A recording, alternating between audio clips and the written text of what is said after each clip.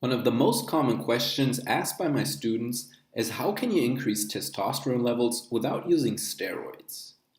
This is a valid question because we all know that testosterone is the primary hormone responsible for muscle growth, sex drive, and oftentimes overall well-being in men. So no wonder guys want more of it.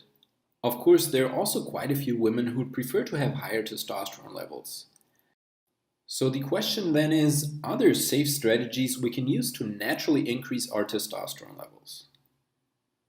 And the answer is yes, definitely. What you have to understand though is that these strategies have limits. Many people who ask these kind of questions are beginners looking for a fast and easy way to build more muscle.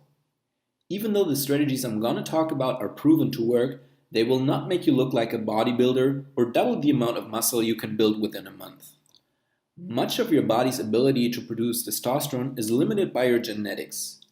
So what we can try to do is to take advantage of your full potential, which will have a positive impact on your muscle gains and overall mood.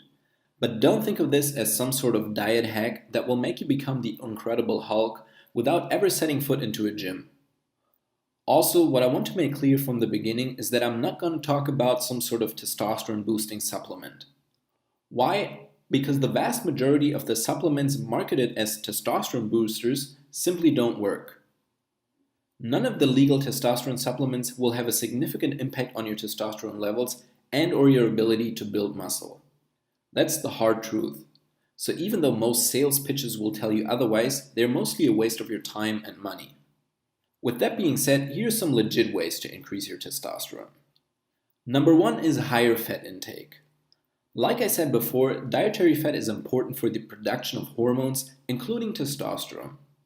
Studies have linked lower fat diets to lower testosterone levels and higher fat diets to higher testosterone levels, thus making a sufficient fat intake an important aspect of your diet.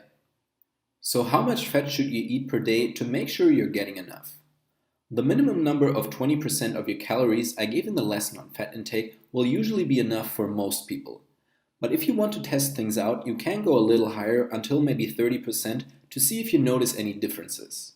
Of course, that fat should still come from a good mix of saturated, monounsaturated, and polyunsaturated fats. Number two is vitamin D.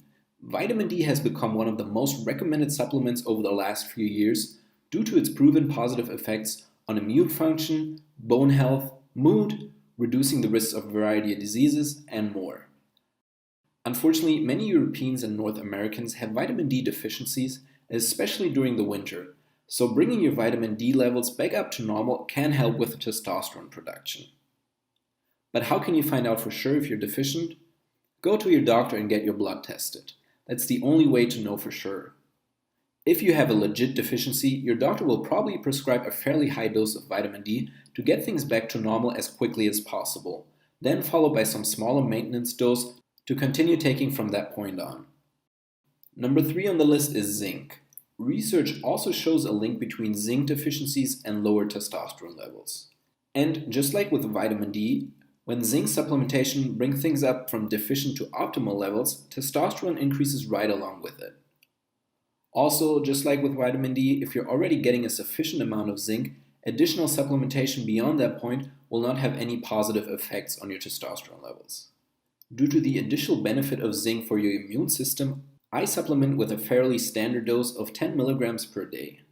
Alternatively, you could also increase your consumption of food high in zinc, such as shellfish, beef, lamb, and certain nuts and seeds. But I'm personally not a big fan of micromanaging my diet.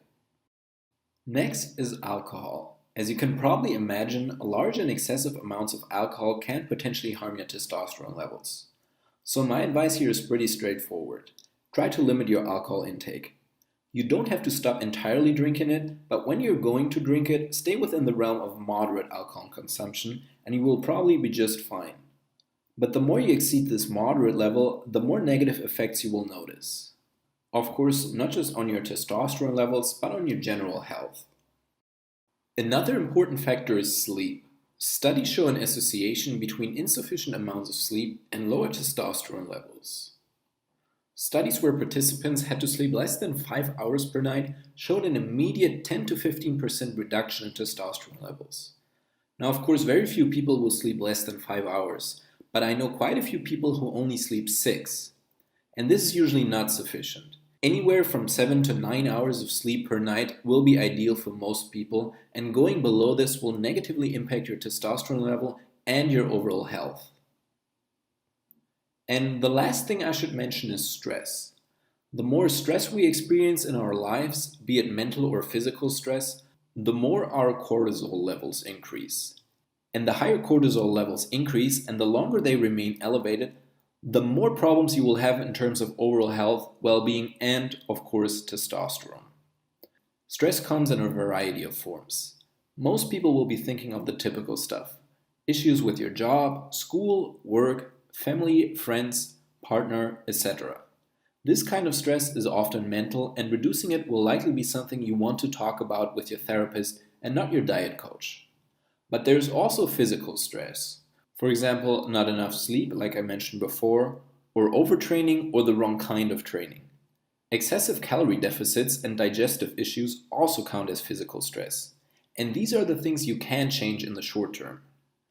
This nutrition program alone should help you avoid excessive calorie deficits and digestive issues. For the right workouts, either check out my other courses or talk to a personal trainer you trust.